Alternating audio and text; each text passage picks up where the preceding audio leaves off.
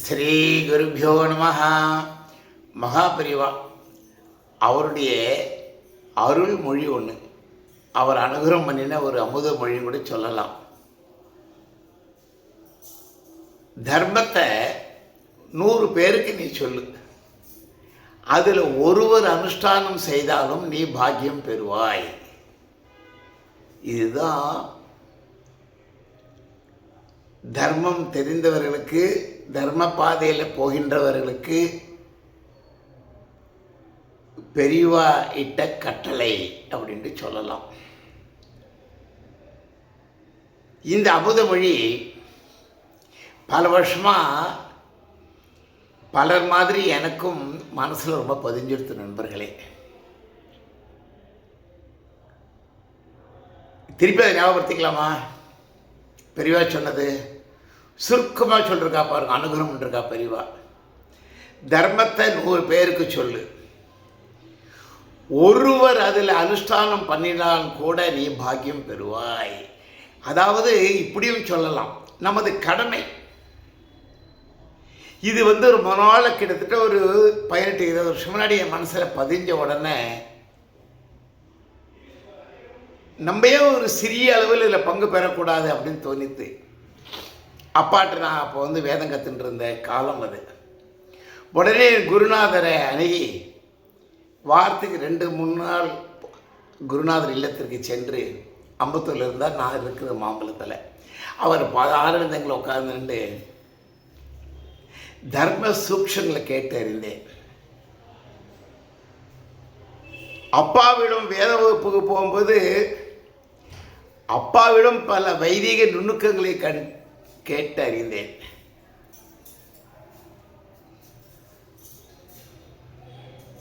அதனுடைய தாக்கமோ அல்லது குரு அனுகிரகமோ அல்லது பெரிவாளோட பரிபூர்ண கட்டாட்சமோ தெரியாது. மொத்தத்தில் எல்லாம் சேர்ந்து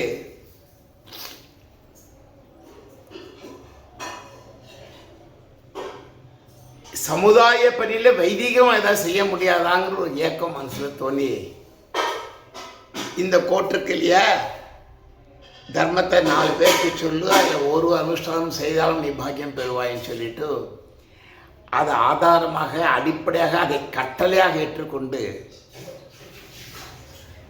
வைதீக விஷயமா அனுஷ்டான விஷயமா நிறைய முகாம்கள்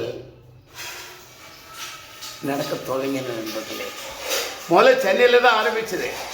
அதுக்கப்புறம் சென்னை, கோயம்புத்தூர், சேலம், பாண்டிச்சேரி, திருச்சி, ஸ்ரீரங்கம், இது மாதிரி பல ஊர்கள், ஹோசூர், அடிக்கிட்டே போகலாம். சமஷ்டி பஞ்சாயத்து பூஜை நூற்றுக்கணக்கான பேருக்கு சமஷ்டி பஞ்சாயத்து பூஜை பல முகாம்கள் மூலம் எடுத்து வைக்கப்பட்டுள்ள விஷயம் உங்களுக்கெல்லாம் தெரிஞ்சிருக்கும். சந்தியாவந்தன முகாம்கள்,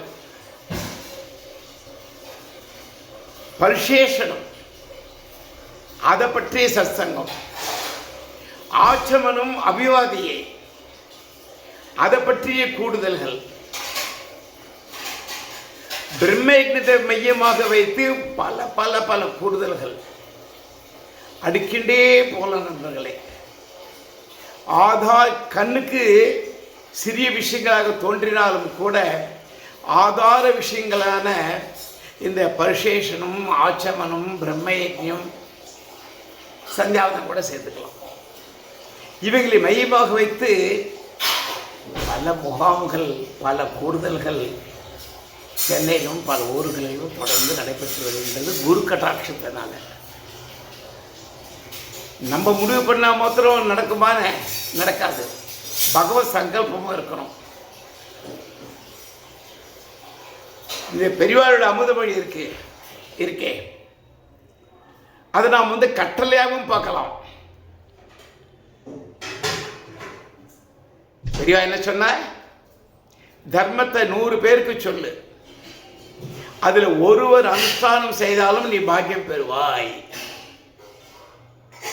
நாராயணா.